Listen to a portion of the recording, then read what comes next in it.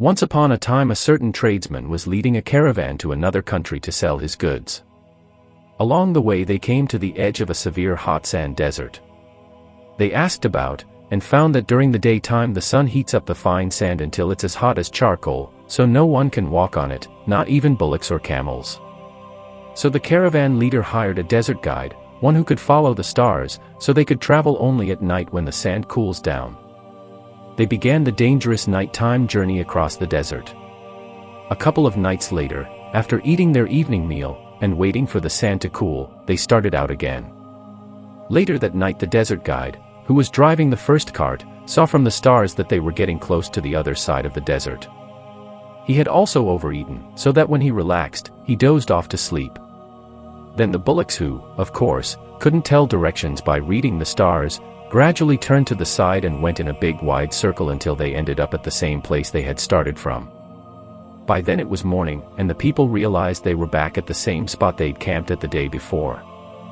They lost heart and began to cry about their condition. Since the desert crossing was supposed to be over by now, they had no more water and were afraid they would die of thirst. They even began to blame the caravan leader and the desert guide. "We can do nothing without water," they complained. Then the tradesman thought to himself, "If I lose courage now, in the middle of this disastrous situation, my leadership has no meaning. If I fall to weeping and regretting this misfortune, and do nothing, all these goods and bullocks and even the lives of the people, including myself, may be lost. I must be energetic and face the situation."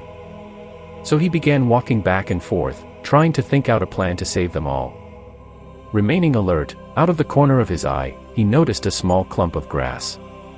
He thought, without water, no plant could live in this desert. So he called over the most energetic of his fellow travelers and asked them to dig up the ground on that very spot. They dug, and after a while they got down to a large stone. Seeing it they stopped, and began to blame the leader again, saying, "This effort is useless. We're just wasting our time."